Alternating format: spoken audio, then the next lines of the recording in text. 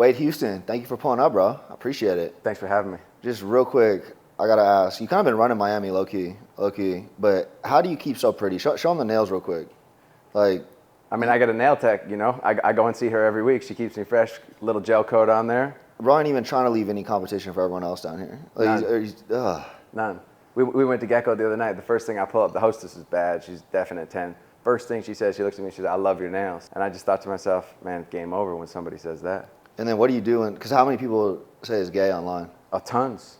And like, did you see mine when I had them done? What's that? Did you see mine when I had them done? Yeah. They were fire. I went back and did it, and I put 777, Amazon, and a bank thing. So like anyone that's talking shit, like you don't have as much money as me. Straight up. You know, like. But no, it's interesting because women love it. Love it. And it's weird, like guy conversations online is different from what like women actually like. Like it's like the old bodybuilding thing, you know? It's like there's a viral clip of Bumstead that just went viral. He's talking to Chris Williamson, and Williamson asked him like, you know, how much girl attention do you get? Like, what's your audience breakdown? And Bumstead's like, 10% women, 90% guys. Yeah. You know? Yeah. And it's like, I don't know. Then you look at the other end of that, you got guys like Drake, Lil Yachty, who really optimize for what women like. And a lot of guys will be like, oh, that's gay, that's this, that's whatever. It's like, okay, if the goal is to get women, then move accordingly. Totally. So, anyways. Some of your audience fucks with them on it. A lot of people do, you know what I mean? I think what a lot of people see in me having this is like, yo, I have supreme confidence. Yeah. And I get a lot of clients who are like, yo, I like the fact that you're just yourself and you don't give a fuck what anyone thinks. When I get hate comments on the nails, I pin that shit. Yeah. The best hate comment I get, I pin it, and then I troll that person on the hate comment, you know? No, I love it. So right before we jumped in here, you were telling me your start in the social media world and all that stuff. Can you run me through, like I haven't heard the full story, but yeah, kind of give me that breakdown real quick. Yeah. I was the president of 10X Health with Gary Brecka and Brandon Dawson, 2022. Okay. We crushed it. We scaled from 9 million to 50 million, but I was a corporate slave and then I left. Was this before Cardone got involved? Or no, that was when Cardone got exactly. involved. So Brandon acquired Gary in 2021. Yep. And then they were having a hard time integrating medicine and business together. Got it. Because in functional medicine, it's no longer insurance-based, it's private pay. So you actually have to run the shit like a business, but you have to have the patient's best interest in mind. So they needed somebody who could integrate business and medicine together, and I had just done this, you know, the year and a half prior at a different clinic. So I scaled 10X. I'm like, yo, I can't be working these 18-hour days for somebody else anymore for 5% equity in this company. Like, I want to do my own thing. Yep. So I started a healthcare consultancy. I'm consulting for them and a bunch of other companies, and I started a supplement manufacturing company. I start creating the supplements for 10X Health, for a bunch of other celebrities, and then I meet Wes Watson on a boat. Okay. Randomly. I didn't know who he was. I didn't follow him. I didn't follow any coaches. I didn't follow any content creators. Like, I thought Instagram was just for getting girls.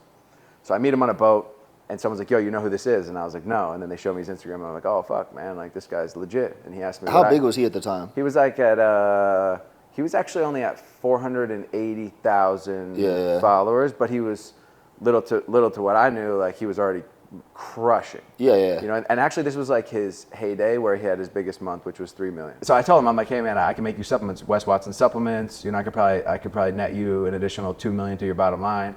Before I knew how much he made, he looks at me and he goes, motherfucker, I make over 2 million a month. Yeah. And I'm like, what the fuck do you do? And so he told me, he explained everything, and then he's like, and what's your story? Before he pitched me, he said, what's your story? And I told him, like, complete drug addict, president of 10X Health, I did this. And he goes, you should be coaching. And I'm like, yeah, man, but how? And he said, on Instagram, I'll show you exactly how to do it. And I'm like, yeah, but that means I got to take selfie videos, right? And he's like, yeah, what's the matter with that? I was like, bro, I'm not doing that. I don't want to fucking get online and make a selfie video. Like, I ain't doing that shit. He goes, bro, 2 million a month in my fucking pocket. He says to me, if you can make 1/8 of what I make, would you do this? And I was like, fuck yeah, man. Mm-hmm. And he's like, if you don't do this, you're being selfish. And I was like, all right. I go downstairs. I'm on this boat with Mike Rashid. You know who Mike Rashid is? So I'm super close with Mike. Yeah. Okay. Yeah. Okay. So Mike Rashid's down there with Kevin Jennings, one of his boys, and Kevin Jennings says, this guy Government Cheese, he goes, yo, I hate people. I never wanted to get online. I never want to do this, but Mike made me do it, and I'm already doing like 80K a month, and I feel really good about doing it. I live this amazing life already. And I told him my story, and he's like, bro, same thing. He's like, you would be selfish not to do this. And it was like I had been praying for 2 months for a sign from God on what I should do next, and it just hit me. And so I went back upstairs. I said, yo, Wes, let's run 3 months. He sent me the link. I paid right there. And that was... He was ready to take that money, huh? Yeah, of course, of course. So give me the card, bro. Give me the card. Yeah, exactly. So he put me on. He's like, yo, my next one-on-one call is a month out, but like I'm gonna give you a workout plan and some habits to do. And I was already dialed as a motherfucker, but I just followed his plan for a month. And You followed his workout program too? I followed everything for a month. So this is crazy, but I had only been working out for 5 months before that. Oh, seriously? Yeah. I just kind of assumed you've always been everyone thinks that. Yeah, yeah. But I just like cardio and plyometrics and like body weight shit, but I had never strength trained in a gym. Oh no, I did see that video. You talking about that? Yeah. But you were in shape from. I was in shape, but I was skinny. I didn't have any muscle. I had never had tits like I have today. I got it.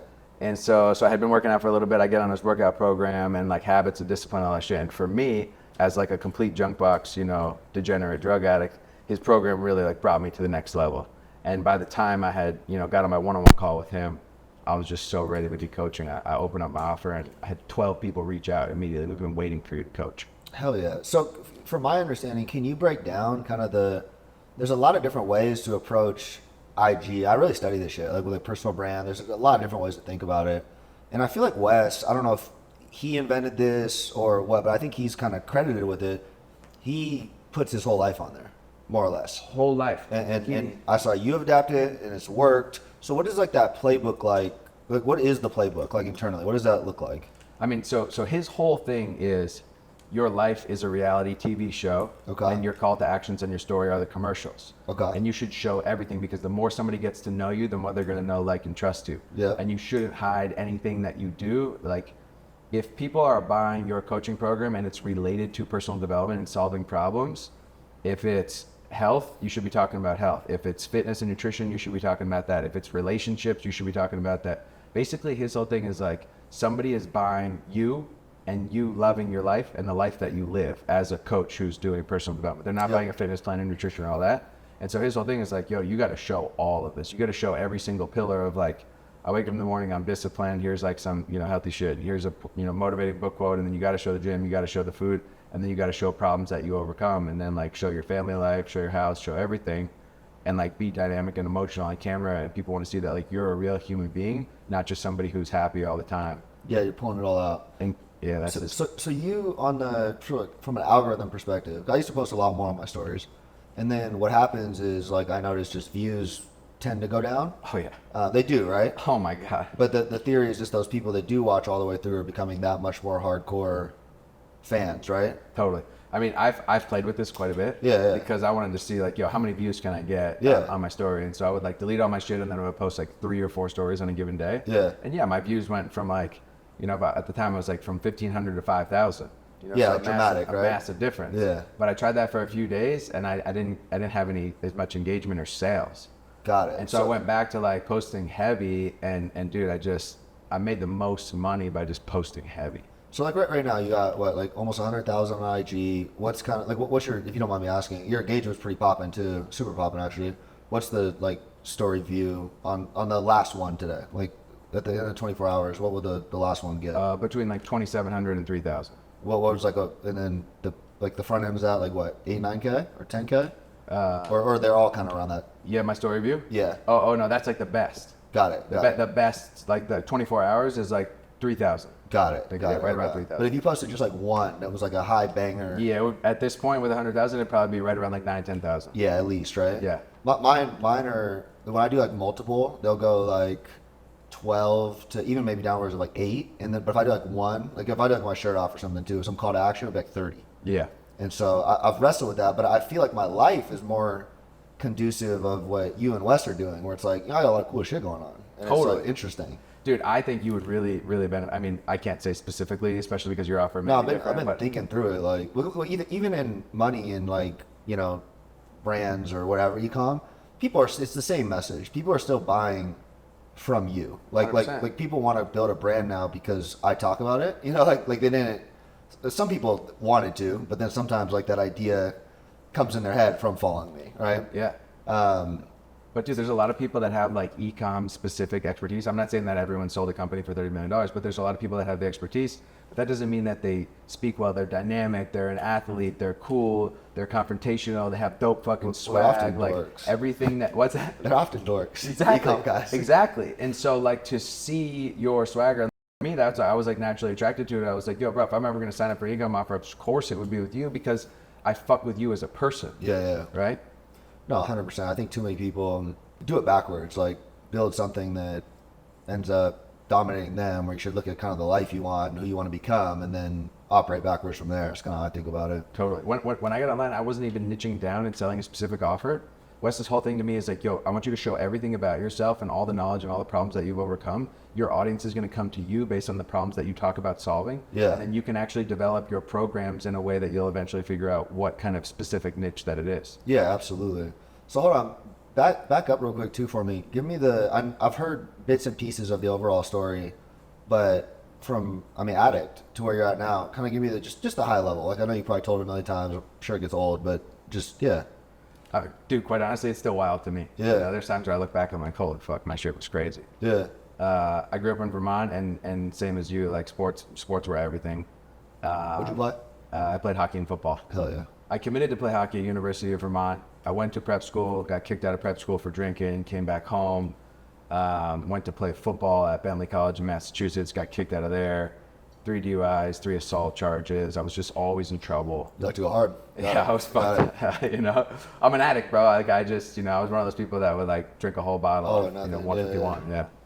A whole bottle of 151? Crazy. Oh, that's different. Bro, early on. I'm talking like 16 years old. Yeah. Like drink a whole bottle of 151 on a snow day, right? No, yeah, that's like different. Snow day, Yeah. everyone's going sledding, drink the whole bottle, like wake up in the snow, like having pissed myself, and my friends having to bring me back to my parents' house at 2 A o'clock in the whole afternoon. bottle of 151. Fuck. At 16. Because I would go, like I went hard young, so I'm not like I get that. Like I could drink a fifth before going out, or I'd do like a 3/4 of a fifth, and then, but 151 was like that's the demon. Like that's Yeah. Even getting that down, like I heard you say it, I'm like, ugh, I would drink it.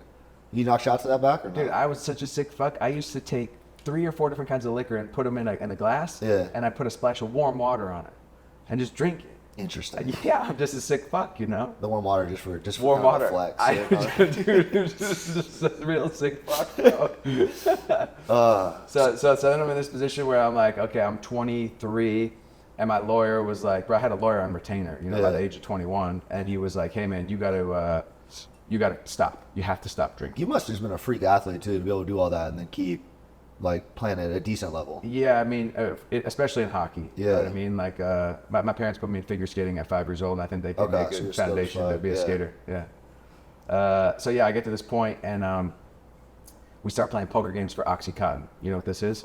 Yeah. Yeah. So How old are you? this is at 24. How old are you now? Oh, I'm 37.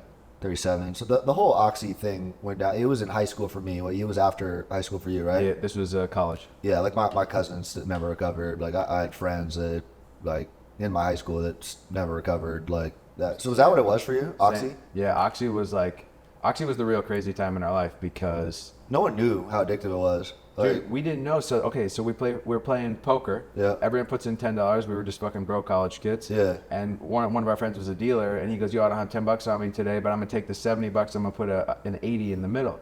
Like, is everyone cool for playing? For the 80? And I look over at my buddy. I'm like, "Yo, what is this shit?" And he's like a Percocet. Yeah. I'm like, "Yeah, okay, fuck it, let's play." Yeah. So we play. I win, and they're like, "Bro, but be careful. You can't do this whole thing." So they scrape the shit off. I do a little bit, and do the second that it hit You me. used to get orally?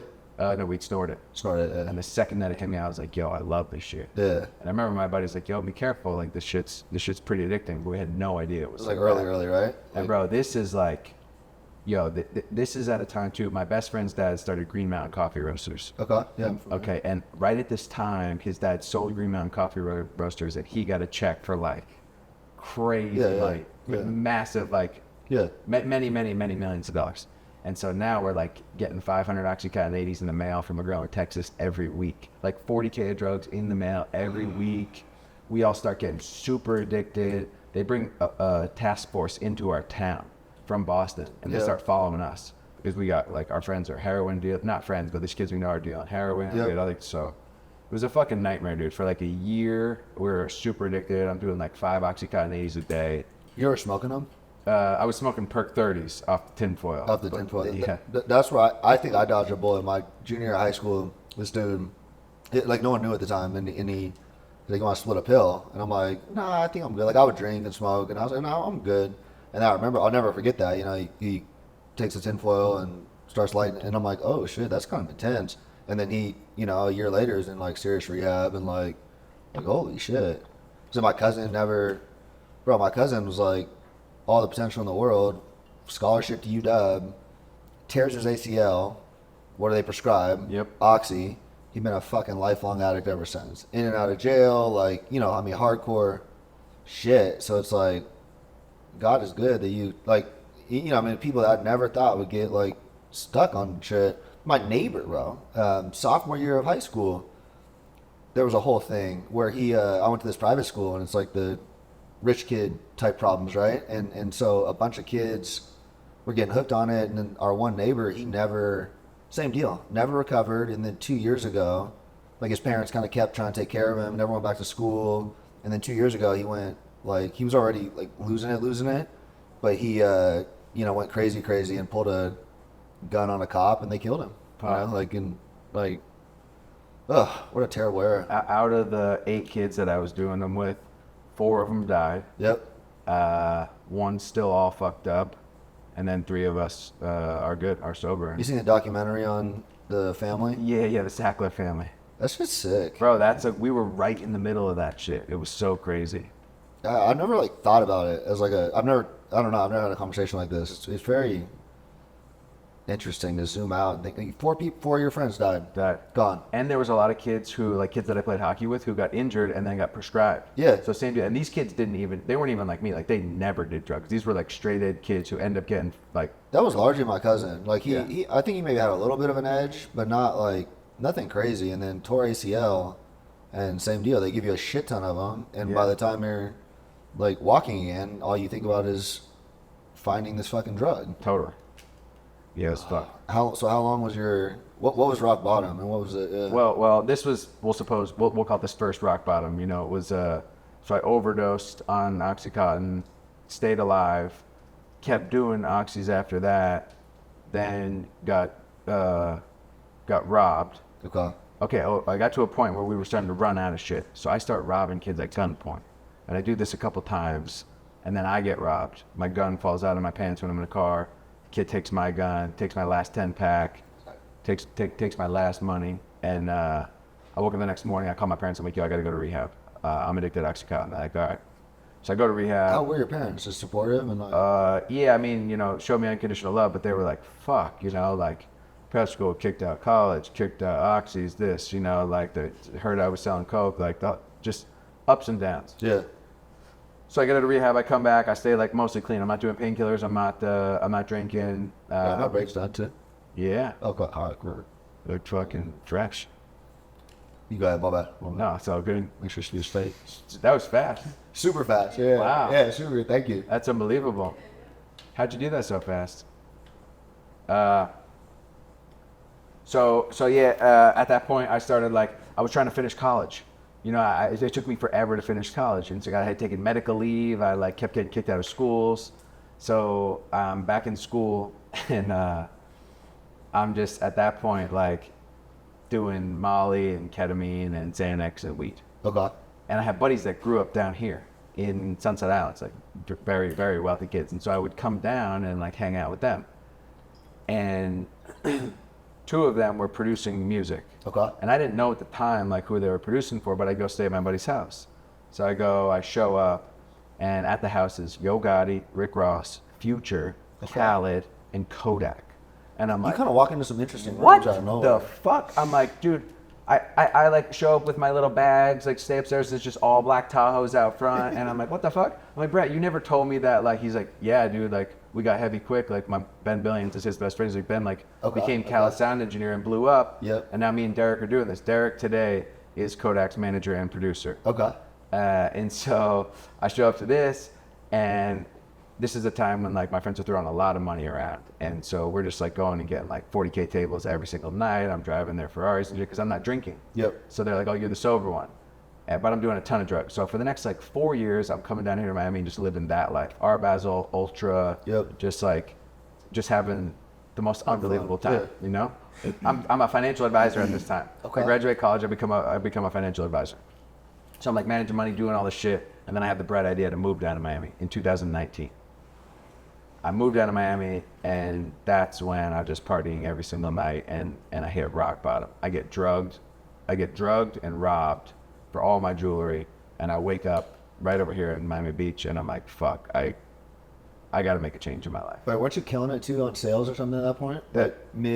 No, okay, so I was doing great financial advising, and then I moved down here to Miami, and I was like, dude, I don't know what I want to do. I wasn't doing financial advising anymore. I took a job selling cars at a Land Rover dealership. Okay. Just like randomly, the dumbest fucking thing ever. I just thought, okay, I'll probably sell a car to like a rich person, and I'll find a job. Yeah.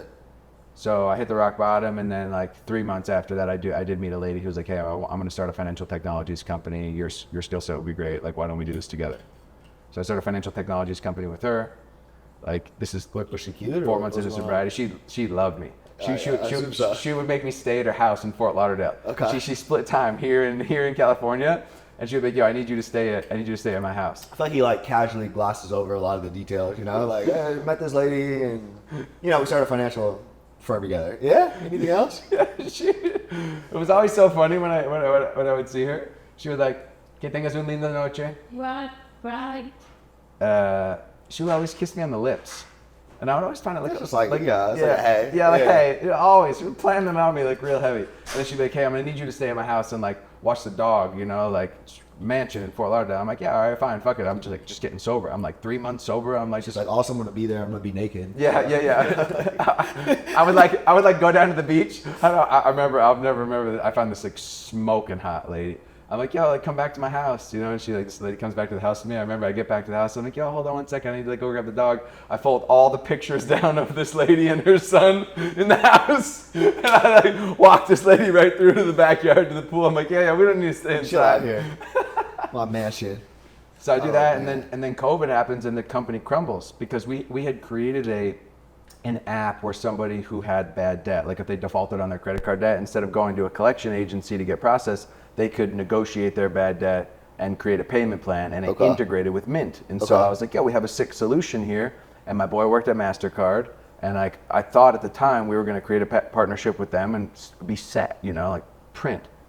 And then COVID happened, and the government said nobody's got to pay back their loan interest, and so there was no need for this whatsoever. So it crumbled, and that's when I found myself at COVID, like, fuck, what am I going to do? And then that transitioned to... Then I ended up getting into functional medicine. Yeah, randomly, bro. Thing. Yeah, like I take over a hormone clinic. This guy gives me a chance. He's like, yo, what's your skill set? I'm like, bro, sales and marketing. I could lead a sales team for sure. Yeah. He's like, but you never done it? I'm like, not really, but like, just trust me. Yeah, trust me. He's like, what do you know about medicine? I'm like, it doesn't matter. What I know is that I can take everything that you're explaining to the customer and I can dumb it down in a way that gets people to buy. And he's like, I'll give you a shot. That's the magic of social media. It's taking complex concepts and being able to communicate them in relatively like mass form. So I'm not surprised that's translated well. That's it. And that's I literally retrained every doctor. I helped them with sales, with persuasion on how to make their message in a way that the consumer would understand. Because most doctors will speak over the head of a patient. They'll write them a script and then insurance covers it. So they don't need to explain it in a way. But when you're in private pay medicine, the doctor is going to have to explain this in a way that moves the patient down the line. Yeah. And so I created the system, and everyone was like, wow, this is fucking crazy. Went from 4 million to 12 million in a year and a half. And then I get a call from 10X saying, hey, one of your former employees is now working with us, and he told us what you did. We want to talk to you. Got it. Okay. When did you get linked up with Colin Yerkinson? That was about a year. This was April of last year, so like a year and 4 months. So not even during the 10X days. Okay. At 10X, he was a patient. Okay. And Gary Brecka, who I was working with, would be like, yo, you got to meet this kid Colin. He's like a YouTuber, and he's super cool, and you guys would vibe. But dude, I had office in Beverly Hills, Arizona, Miami, and I was fucking flying around the country speaking at events. I just had no time. Yeah. So I didn't meet him then. Then I joined Wes's program. Colin joins Wes's program. Okay. Colin watches a recorded call, and he sees that like I'm the golden child after 2 months of being on the thing, and he's like, yo, let's link up. Oh shit. Worked out with him one day, and weird, like crazy. Because if I would have just seen both you guys, would be like, oh yeah, no, they probably met at that time. Like Gary Brecka and interesting. How much is the West thing, the program? It was $7,500 for 3 months. For 3 weeks. Okay. Yeah. Or he does like $3K a month. Yeah. Interesting. So we're taking it from here. I mean, now I don't have to do so much one-on-one. the way that I scaled my coaching program was like a lot of people wanted $3K a month one-on-one. And so, dude, I'm capped at 37 one-on-one clients. I'm like, this is cool, 100K months are fun, but like I don't want to be doing this many one-on-ones. Yeah. So that's why I created the 6K offer, 6K 6 months, teach people how to create their personal brand and structure their offer. I mean, there's no reason we can't do 500K a month. I would think pretty quick and scale that up. When did you officially launch that one? You said just now. 3 days ago. Oh, 3 years ago. Yeah. Yeah, I'd love to hear more about the whole offer. What does it look like? Yeah, so I created a school community. Okay. I have like 38 modules, everything from, typically when you look at like structuring a coaching program or anything like that, it's like, okay, here's the technical analysis, here's what you need to do, here's like the basics. I go really deep on psychology. So the way that I get people to be able, who have never really spoken on camera or aren't that good, is I make them get on camera whenever they have an emotion. And I tell them, do not suppress your emotions. Don't wait. I need you to feel the emotion that you're feeling, whether you're sad, whether you're pissed, whether you're angry, elated. Get the fuck on camera immediately. And I don't care what your message is. What I want you to get comfortable with is delivering a message in an emotional state. Because when you can be in an emotional state, you're going to start to be dynamic on camera and you're going to get comfortable and you're not going to worry about going back to even keel. So that's what I make them do first and foremost. I also make them write out all their problems, every problem that they've ever solved, so they can actually see like who they are as a person. And then I have them I have this exercise where I have them find out who they really are. Like look back through their life, like what are your skills, what is your experience, what's your interest, what's your purpose? And then we take that with their overall goals and we start to weave together like how to create content. And so that's like one of my first exercises that I haven't seen anyone else do this. It's just what worked for me when I joined Wes's program. Yeah. I have a lot. I think those are the things that matter, like for real. Right? Yeah. Yeah, I mean, I think that's what a lot of people miss. And that's what like you're really good at too as well, It's like you're just yourself on camera. You're super dynamic. Yeah, try to find that connection with people. Is IG your main? Yeah, it's the only thing I've ever used. Right? Yeah. So my other whole goal with this is let's structure a course so I don't have so much one-on-ones. I'll push my one-on-ones away, and now I can get on YouTube and TikTok and everything else. Do other things. Yeah. I really think YouTube is YouTube and live streaming are like the ones that I use like one of the money making platforms. You can set like people are prone to buy on there, but if you can get someone watching your 15 to 20 minute video like all the way through, then you are connected with that person. Big time. What did you see what's been working for you on YouTube? I've watched a bunch of your YouTubes. Yeah, I've been trying a bunch of different shit, and then what's been hitting best lately is literally just running the camera and talking for 15 minutes on something I like after Hell yeah. shit and like some passion about it, and those ones have done dramatically better than like, oh, let's script this and do this scene. I like to do fun stuff. Yeah. But like what's hitting the highest ROI is literally just let me sit right here, run that, make sure the shot's like decently aesthetic, and talk my shit. I like that. I mean, it's the most natural and it's like the most interesting. It is, yeah. Yeah, so I'm excited to see your YouTube run. I think you'll the skills and the thing you're talking about it will translate well. Appreciate that. Those have been my first 4 YouTube so far. It's just literally me sitting in front of a camera. Yeah. My whole style is like pretty raw, Saw your last YouTube one, but I think I just watched a video and didn't look at like your quality and everything, but that's where it was similar. I was like, wow, yeah, okay, that's black. That's popular, that's that shit. Hell yeah. So do you think Wes was the first person to take that approach, or did you get that from? I've not seen it anywhere else. Okay, here's the thing. A lot of people are like, well, what's really like Wes's secret? He went away and had a 10-year timeout to develop himself. Yeah. Like, he didn't get out of prison and then get on social media. He developed this person for 10 years, and he was teaching people this shit in jail. Yeah. And so, like, imagine having a 10-year timeout where all you're focused on is your discipline, your habits, working out, nutrition, macros, teaching other people, like being judged by your program, right? Because there's no money really in jail. And so you're judged by like what time you wake up, how disciplined you are, how jacked you are. And so he had 10 years of development in this shit. And so now it's just like so incredibly natural for him that I think that the blueprint was developed in jail. So I've never seen anyone else like with really a blueprint like that. No, absolutely. One person I guess was kind of close was, but he doesn't post that much anymore, was Mike. Mike Rashid. Are you cool with him? Yeah. Through, I met him on the same boat as Wes. Yeah. Oh, hell yeah. Yeah. Funny Mike Rashid story really quick. Mike was like the first person I met on like I was building Genius brand, but I was all Amazon. And I was really good at that. So I built like a decent sized company. And then my buddy down in California, this guy Sean, he's like direct to consumer supplement companies. And he was building Ambrosia, like he's the other partner in Ambrosia. Sick. And so I go down there and meet him the first time, and Mike was like the first internet personality I ever met. Like no before way. I was doing any content, anything. When was this? This was 6-7 years ago. Wow. And I'm like, holy shit, Mike Rashid, like that's the guy, you know, that's from the CT Fletcher videos. And I was like, this is crazy, you know, he's hella cool. He's always shown me hella love. And really kind of, he was one that kind of, when I was getting on IG, he's like, yo, you have all the pieces, you just got to put it together. And we had a brief fall, however, it was bad. Mike is, you know, a lot of people on social, I think, might like try to look tough or like whatever. No, Mike's actually like you know his background and stuff? Not fully. Oh yeah, Mike like he beat a life sentence. Like he has a whole different past, and then he grew up boxing. Like he can like actually box. You know, Jake Paul like Mike was like, well, Jake's good, but everything else in social like very like, you know, like maybe hit some mids or whatever. But no, like, Mike's like about it. And I posted a TikTok one day, and like on my everything I love, it had nothing to do with him. I was talking shit about designer shirts, and this before I was like, why don't you nice clothes and shit? But I was like, people that wear designer are broke. That was like, I didn't know we were friends on TikTok, and he saw that and he thought it was like him, and I was like, hold on, you know what's going on here? It was like kind of cool, and I reflected on it, and I made another video of kind of like trolling him, and he was not happy. And then we didn't talk for a couple of months. I'm like, man. Like that's the one person you probably don't want to piss off on social media. He posted a video beating the shit out of like, you know, on some bag work and tagged Puerto Rico where I live. And I was like, You tagged Puerto Rico? Yeah. That's a dude. He wasn't happy. And then we got back in contact a couple like I don't know 6-7 months ago. And it's been super solid ever since. Oh yeah. I like to use approach on social, and we'll probably But anyways, how long you been in Puerto Rico? 4 years. Oh wow. 4 years. I hate paying tax. Yeah. You know? I sold my first company before moving there. And a lot of people think like I moved there to sell it. You can't really do that. You have to like accrue everything PR.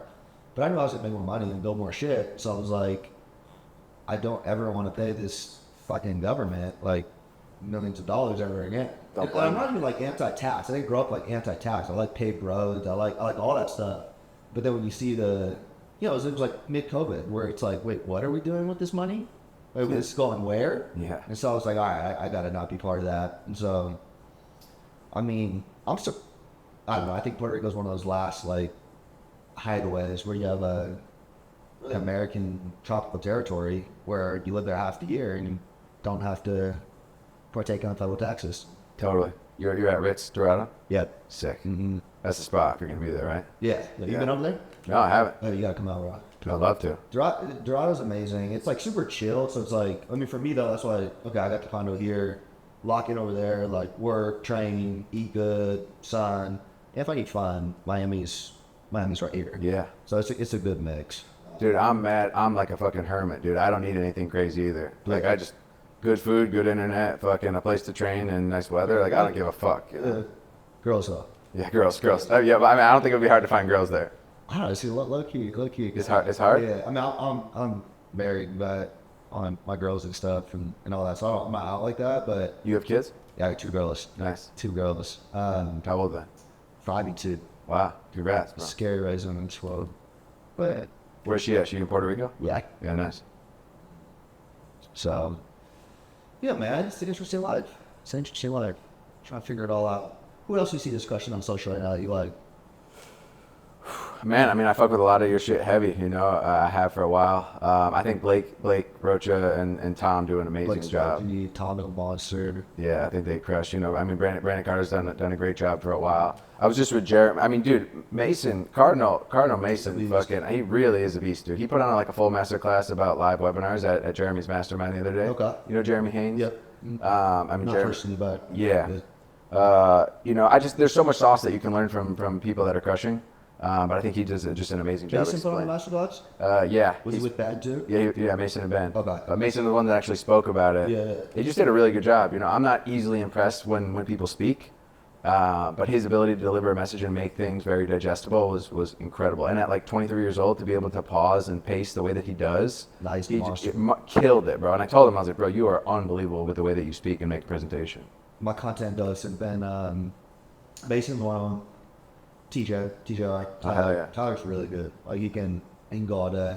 And then Blake's who got me started in social. And Really? That was like my original. I was kind of like fucking around making content, and then he launched Airbnb program like early second month, like we had been cool, and he was doing the whole. I'm not gonna talk his numbers or anything out there, but basically he told me how well it was going, and I was like, wait, I thought this was like, I thought you could make 20, 30,000 a month or something. I was like, it's not that interesting. And then he told me what he's doing. I'm like, oh yeah, I need to launch something ASAP. And so I kind of just that's where I got a lot of my inspiration from and whatnot. And then he's just. How'd you meet Blake? He reached out to me just when I was making TikToks. I'm like, whatever, just kind of yapping and like. Post the sale of your business. Yeah. Like I wasn't selling anything. I'm just like, yo, look at my fucking. I had one go viral. I think this is where he found me. I was like, you're not gonna be a multi-millionaire trading crypto. Everyone, it was like crypto bull run 2018, or 2020, and I was like, let's talk about real wealth. This is my $15 million house in Puerto Rico, and it just 2 million views. Like everyone telling me I'm an idiot. Go clean the pool. I think that's where he found me, and he's a sociable guy. We kind of kept in touch, and then as he transitioned to the Airbnb thing, I had Airbnb, so I was like, oh, this is interesting, and then. Yeah, I think he was happy too that I didn't like sell an Airbnb course. I was kind of like working on something like that at the time. Oh wow! And then he went all in on that. I just kind of canned mine, and he was like, "Yeah, this is how this whole game works. Like this is, offer structure, ticket price, like a lot of that psychology that kind of goes into it because he knows that game better than anyone. Like everyone sees him publicly as like Airbnb guy, but if he made content on the we'll call it info products, he made content on like the inner workings of that. Oh, bro, he's different. Dude, when he came to our mastermind, he took over the mastermind. Yeah. And it was unfucking believable. I got the most value probably out of anyone there at that time because I hadn't been online. Yeah. But I was just really following along with what he was saying and the way that he was able to break things down. I mean, dude, he just fucking really gets it. Like the crazy thing is how many different approaches that he's tested. Yeah. And so since he's tested so many different approaches, he really has the true experiential knowledge from himself and also from Tom. So he can look at two separate offers and say like, hey, we bounce shit back and forth for like years on each other. Well, and not only that, then he's generous with like you call him, he will often tell you shit that most people want to. Totally. But with that, he built a level of trust of like, and he knows everything about my business. But I trust him. But again, that's another data point for him. So he kind of becomes this little like info algorithm, but we'll see where it's gone. Because he stopped, he's kind of doing some content again a little bit, but his run, when did you meet him? Like less than a year ago. Okay, yeah, his run from 21 to 2020, mid 2022 was like a year and a half. It was just stupid. That was like Tom's still doing great, but that they both kind of like had this moment where it was like golden info era, perfect offer, perfect audience, running it the fuck up. So hell yeah. When did you launch your offer? It's almost been 2 years now, and then I kind of repositioned it to like I'm just trying to do what I do. So like when it was all Amazon, it's like now I'm making money on TikTok Shop. I should be plugging this in. So it's kind of evolved in the last 6 months. Yep. But it's very much been all similar. And then what's your offer? It's called Rent Club. So it's basically like hybrid mentorship course, obviously. And it's been just like, let me get people the up-to-date pieces on what actually works in e-com and more or less give them like the playbook I've developed to build my own brand and take it from nothing to, $1 million is the goal. Like that's kind of my roadmap. And so it's been an interesting experience. Curious to see what you see on yours, but a lot of people, even when they sign up, it's hard getting them to go all the way through it. Yeah. Like it's actually that's why I kind of like repositioned it a couple times, try to make it easier. Because when I first put the course together, I was an Amazon freak. Like I sat at a computer for 3 years, and like how Blake is with info, like I knew every little detail of the algorithm, this, that, and like that's how I started the course, like this complex, like so no one was like upset, but they're like, oh holy shit, like this is a lot, right? Yep. So I'm trying to simplify it, I'm trying to kind of back up. TikTok's help with that. It's a lot easier to start on TikTok Shop, but what was the actual question? I got a full rant there. No. I was saying, yeah. I'll do like weekly calls. I'm adding different coaches in there, but that's been kind of what inspired me was Ormozi's whole thing with acquisition.com. Where it's like, I'm gonna make content, I'm gonna invest in these businesses, and his whole thing was I have nothing to sell you. I'm like, fuck that. Like I'm gonna take money if I'm gonna be doing these live, calls and all that stuff. But it was the same idea. It was like, okay, the equity component of these things. Because even your point with Wes, right? You could drop $2 million to his bottom line, supplement company. That doesn't matter to my sponsor. But if that company is 2 million EBITDA and there's a path to being a national brand, 5 to 10 million EBITDA, then all of a sudden, you know, if it's a real brand and stands beyond it, and then all of a sudden he has a $100 million asset. Exactly. Right. And so that's where it actually makes sense to a lot of people. And that's, I've always thought of in terms of equity. Like with my first company, Genius, we were making, you know, several $1 million a year, but I wasn't like taking it out. I was like building this asset and then I sold it. And that's like where, okay, now I got like life-changing cash, right? And that's kind of how I've just always thought about things. Dude, that's literally been my exact thought process was like, okay, if I start coaching, I can actually make, you know, I could do 100K months and a couple 100K months once I structure my course and info, but I'm not going to forever be creating this much content and be keeping up with this. So like, I want an asset that I can have an exit with. Yeah. And so I've always known that I'm going to get into e-com or supplements. We actually launch a beef organ supplement company next week. Oh, you did? You are? Yeah. Fuck yeah. Dude, is that what you post on your story? Yeah. Okay. I've been keeping it real quiet because I suppose so like I'm able to go with it fully like now. Yeah. Yeah, well, I'm talking. Make sure you meet Jenny and because like early Amazon was like easy. I didn't know this 23-year-old kid, but I would stress out all this stuff. But it was like you could spend money on ads and run some little review playbook, and you could make like a lot of money from nothing. And then TikTok has opened the whole window again. Like you'll push someone to personal brand, but if you can tap into this whole creator system in that world, you can do serious numbers. You're launching a good time. Yeah, I mean, I definitely want to like learn more about that and talk to you about that because it's I know that's a strategy. You know, like I watch a lot of people blow up on TikTok, and I watch a lot of your content to understand like, you know, the basics. Excited. But yeah, thanks. That's awesome. Just one product, you're doing a couple. We're starting off with one. Yes. But like, I'd focus. yeah, I just want to have a focus on that. But then I want to do a bunch of other products as well. Cool. I think there's space in the market. No, this sucks, bro. That's exciting. Our buddy started a mushroom gummy supplement company like 3 years ago. It's called Ori Mushrooms. And he's doing like $5 million a month right now. Yeah, I think he's from Jimmy. Yeah. On TikTok, right? He's well on TikTok? He does well on TikTok. TikTok, Amazon, his website. Yeah. No, it's great. It's great. It's a different build. Like, you know, I was in Seattle doing all that where no one talks about what you're making a month. Like, it's a different life. You come to Miami and it's like, no, Westside, he's making $2 million a month, right? It's like, what's your monthly income? Whereas the brand, it's a longer putt. It's a longer game. Yep. But the exit potential is where, you know, I mean, it's just, it's paying less tax. Like, it's, that was fun. That's how I thought about the internet. And there's so many unique opportunities that are leverageable with personal brand. That's part of why I also wanted to do this, because if you build personal brand the right way, it doesn't really, like, it's an asset. Yeah. You can do infinite things with it. Like Future, you mentioned Future earlier. I'm trying to do a clone of Future. We'll see if it happens. But like, as an artist who built a personal brand, who now I can take that to Cologne, you can take that to Belvedere, you know, like it's on the highway in Miami. And like, that's how I thought about personal brands. So I don't want to be overly anything other than myself. Exactly. I can stand for who I want to be, and I tend to do that over a long period. And I think that's what will ultimately compound, just like anything else in life. Is literally exactly what I teach in my my program as well. I heard you talk about like all the key principles of it. I was like, oh yeah, I like that. Because then I can pivot on anything. It's like I'm real and authentic to myself, and like and when I help people, it's like, yo, let's create your content pillars and then be authentic to yourself for the rest of your life. Yeah. So like if someone comes to you with some bullshit that doesn't align with who you are as a person, pass. But if someone does give you an opportunity, or you can create your own opportunity in a space, like you can easily pivot and then create something else. Once I realized I had like a younger following, like I've been building like a bigger following, I was sitting there, I was like, man, what can you focus then? You need terminology, and you need like different components, pillars. And so that's where I came to that whole, like, let's call it life maxing, where your job as any young individual is basically treat yourself like a fucking video game character.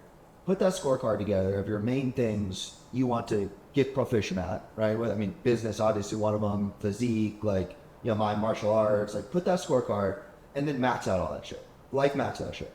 And only you can decide what that scorecard looks like, but you are going to be the one to fill it out. And that's just foot on the gas the whole time. Fuck all this balance stuff. Like, even when you go, like, you look at my life, I'm literally always working, but I'm always having fun. Yeah. I'm always doing cool shit. So if you can look at it through that lens, then fuck this balance stuff. Like, just put your foot on the gas, realize you have a finite amount of time here, and maximize every moment of it. 100%. So you share a lot of that, yeah? The center Dude, of it? I feel the exact same way. It's like, yo, I'm always working, but I'm never working. Yeah. Because I also love what I'm doing, but I have an impact on people the same way that you Yeah, do. yeah. You know, so it feels amazing to do this shit. No, absolutely. Absolutely. And the new comment I've been getting since I adopted all this, people keep calling me a GTA character. I don't know if that's a good thing or bad, but it's been the comment that sticks. So It's true, dude. You are a GTA character, bro. Yeah. It's great. It's the way to live life. What's next for you? You know, I want to build top shelf to a certain level. I want to build. We have one other brand that I'll talk about on camera that probably has like that real, you know, $300-400 million potential. So I want to see that. We hired a CEO there. Those are the big like business pieces, and then I want to keep taking the social thing. I don't think there's any. You probably feel like there's too. There's no limit to it. No. And so I want to take it all the way there. And I want to maximize as many lives as I can reach. I want to see a positive movement.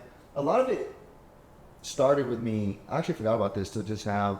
One of the reasons I first poured on the social was I remember getting really upset with the world. And my first daughter was just born. She was like 1.5, and maybe 2.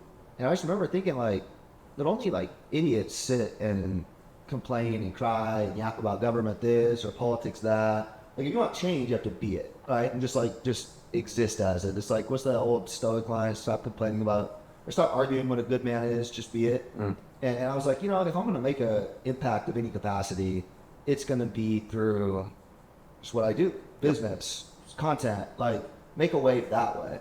And that kind of set me on the initial thing. And I just want to keep that snowball going and make a little dent in this whole universe. Totally. I mean, you are already. Trying, bro. Trying. So, how long do you usually go for on these? I've never really done one. I mean, I've done like maybe you 2. done one, yeah? Yeah. Oh yeah. Luke and I sat down. Yeah. I think we did like 45, 50 minutes. How'd it go, Luke? Great. I mean, I met him through Colin, and I've known him like he was obsessed with my journey in healthcare and like peptides and longevity and shit. You know, because especially like inside Capital Club, he wanted to create some health stuff. Yeah. So I mean, he would for a long time, bro. He would call me at like 4:45 every morning and be like, "Yo, can you tell me everything you know about peptides and longevity and all this shit?" So that's just like how it started. But yeah, we ran it. It was good. Any views? We haven't. He hasn't dropped it yet. Okay. It'll go like inside Capital Club. It's like it's like a pay. He does like a paywall. Yep. Like a paid pod. Yeah. He his strategy. He took the tape thing, and we talk about personal brand. That was another really good one. Just the clipping and all the secondary accounts. Yeah. And I met him right when he was just getting going. Right when tape got locked up, and he was like, "This might be a window. You get a lot of views here," but he's done well. You met him in Puerto Rico? In Puerto Rico, yeah. Me and had a little brief falling out too. Wow, what happened? Well, I'm good now. You know, there was some stuff. We did a video. This is when he was going on a run, and I didn't really know who he was other than he came on my boat through a friend. Jake Tran, YouTuber. You might be watched some of his stuff. Yeah, it sounds familiar. Documentaries on money, power, war crime. But Jake's like, yo, my buddy Luke's coming. I'd seen him a couple times. So I was like, yeah, let's run it. And he was doing a bunch of interviews at the time. So I was like, all right, let's do one. And so we shot it. Dave was hella cool. And then there was this, we'll call it some miscommunication on me pushing the video. I dropped it anyway. I'm like, whatever. And then, which was cool. I just got no support dropping the video, all right? Yeah. So I'm like, whatever. And then some other stuff happened, and then we didn't talk for a while. And long story short, it rubbed me the wrong way. Yeah. And then the whole story broke on his backstory. You saw that, right? Yeah. And I just retweeted it, and I was like, said something, you know, and that kind of little fight. I said something smart. And I see him the next day. Next day. In Brickell. Next day. He's walking in there, and kind of mumbles like, "Oh, where's some shit here?" But I was like, I prefer it's actually a person here. And we had a little talk, and then like a week went by. I sat on it for a minute, and then I'm really tight with one of his business partners. Not super tight. He's in Puerto Rico. Like we're cool. I called him up. I was like, "Bro, I kind of feel bad about the whole thing. Like I don't want to." He's like, "Nah, it's all good." Like I think I deleted the tweet, and you know, because they put out, him and his brother put out good stuff. Yeah. In general. Yeah. You know? For sure. They catch a lot of shit, but like overall, it's not. it's not bad. I think the thing to be studied with Luke is more the strategy around that. You know, he's got these brilliant, you know, the Tam brothers. Yeah. You got those guys working with him. So that is all. I mean, nothing but respect there. Yeah. We got a little thing. I mean, dude, there's always going to be that in competition. You know what I mean? Like, it's kind of part of the thing, you know, especially when you're making content online. Yeah, I mean, you're not a competition like that. He's a, he may as well. He's going to a different audience. Yeah. He's going out like entry. I mean, just like in a competitive marketplace in general. Like, I know you guys don't have competing offers, just like competitive people, you know? For sure. So, yeah, I don't know about, another thing I think I'd like to do, I don't think it'll happen. I would love to get in on all these little social media fights. Like, being paid to fight would be fun. I train pretty hard. Dude, I could see you doing it for sure. Yeah. I could see you fighting Jake Paul. It'd be hard to find a fight for me. I mean, I would fight Jake Paul for, there's a lot of money, obviously. Why would it be hard to find a fight for you? Because there's not many people that kind of, like, Jake is trained enough that, Jake would probably beat me in a boxing match, if I'm being honest. I train more Muay Thai. But then you take him out of the equation, and there's not many people my weight and skill set that would want to fight me, if that makes sense. Yeah. I take it pretty seriously. Which is like the only people I think that can really fight, and there's more I'm sure, but that I know, Mike and Jake, Mike Rashid and Jake, and that's like. And Mike's not really fighting right now. He will. Yeah. Like honestly, I won't want to get that Mike. Yeah. I'll be honest. Like he's taking a bunch of fights. He's, you know, solid 240. Like. Likes to come forward. Like it doesn't sound like a good night for me. Yeah. Give me a couple $1 million. Like, I'll get in there, you know. But even when we were in I was in Newport like a month ago, and we linked up, and he was showing me some stuff in the, you know, in the boxing ring, and he is like he is in his content. You know, he's like, what's he say? Our video guy commented to me after. He's like, hey, you know, he's kind of crazy. That's not like you simply got like stab, you know, like and you're like, oh, you know, he felt that in his soul when he said it, you know, and it's like. All right, but we'll see. So, how's Miami been? Man, Miami. Caveat: everyone loves Miami. I like Miami too, and it's a good time. The energy's here is great. The vibe's great. I still don't think anyone's fighting on the West Coast. Like I think Newport Beach and where Blake's at. Like I think that vibe is second to none. Totally. To be honest, Seattle in the summer. Seattle's whack. Just for everything around it. You talk about like, you know, just being able to go on the lake, the mountain, like that whole vibe, it hits different. Yeah. Miami, there's a lot going on. How much time have you spent here? Miami? Yeah. Throughout the years or like? Yeah, just in general. Quite a bit. Yeah, okay, nice. Quite a bit, yeah. Like, I mean, you know, I'd say the last 2 years, I've been here like a couple months out of it. So you've been here outside of the summertime? In the summer? You've been here outside of the summertime, yeah. like in other seasons? I know summer sucks. Yeah. But I know, you know, Art Basel, December, January. I mean, mine's fantastic. Don't get me wrong. It's like totally up there. I just know right now everyone's saying it's the best thing in the world. I'm just like, so hold on. I was just at Newport, you know, you take a boat out there, you cruise around, no humidity, like plenty of women there, you know, like, I guess less Latinas. That's what gets people here, I think. Yeah. Totally, 100%, bro, 100%.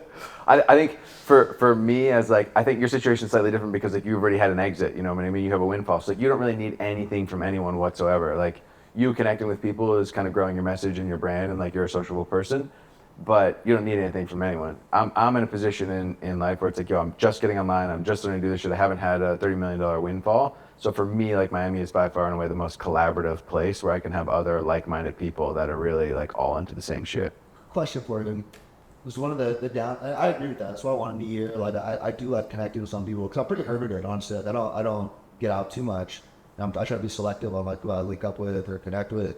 But out of the people you meet, say you meet 10 people, how many are like, oh, that's dope, great to meet him, super beneficial, and then on the other side of that, it's like, oh, that guy just wanted something from me, or oh, that was all fake, or like, oh, what the fuck? Like, what's the spread? Let's go like that. I've gotten really lucky that since meeting Colin, you know, Colin introduced me to like Luke Belmar, to Champ. Have you met Champ? Mm-hmm. Champ, for me, like Champ's just amazing guy, like into the same shit, you know, working out, healthy life, you know, online, just salt of the earth kind of guy.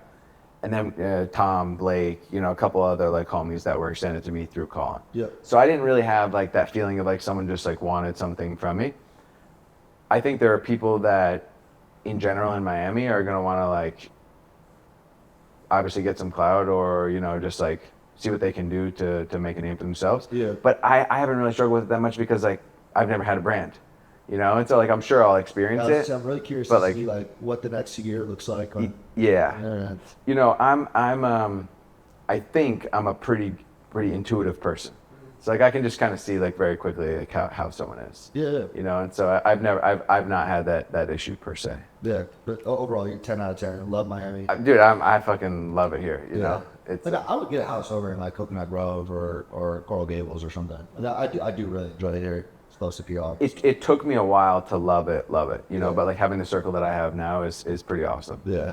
No, I mean, and for real, I would say it's like, to me, it's like about as top tier as you can get. I just wanted to, for whatever reason, I love to shout out I think people forget how nice West Coast is. Totally. I was at Jackson Hole, too. I was like, you know, mountains. Like, You ski or snowboard?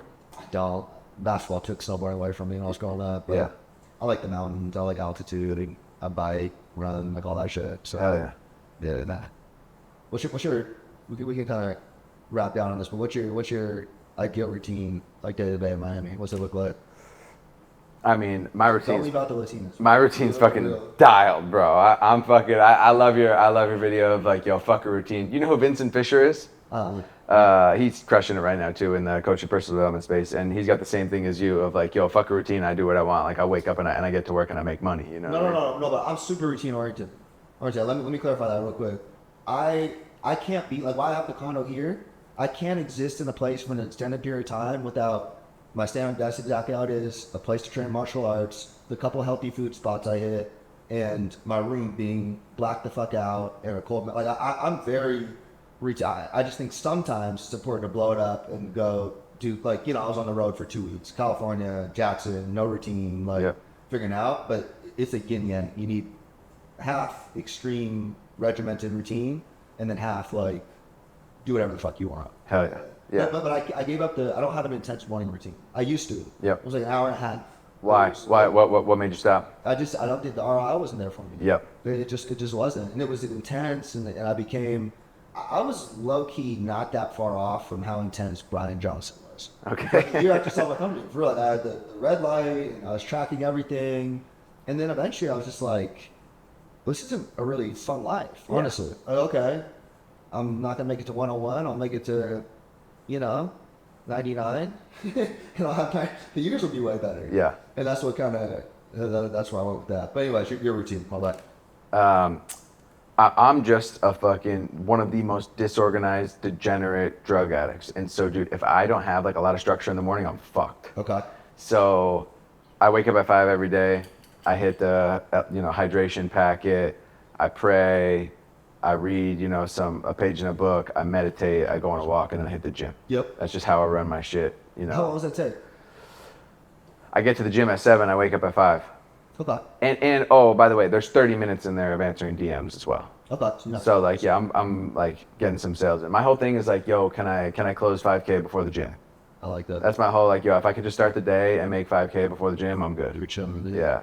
And that's like, I have a loose piece of that routine. Like I almost always work out before 10. Like I usually, like my coach in Puerto Rico comes over at 9. If I could have him at 8, I'd have him at 8. It was just kind of like, so there's pieces of it. I've just gotten less intense with it. It was very similar. It was like, but I drink water first thing. I go look at the sun. Like, Hell yeah. I just don't think of it as like you know what I mean? Like, I don't just coffee and sit at the computer. I still kind of do my little thing, but it's not like, as intense, if that makes sense. Yeah. I mean, I have days where if something comes up, like I'm flexible, dude, last week I went to the gym at like 11 o'clock in the morning every morning. And I don't beat myself up over it. It's just like how it happened. I had some meetings with Asia, like fucking first thing in the morning, and then some other shit came up, and I'm like, oh, fuck it. Like, ain't no big deal.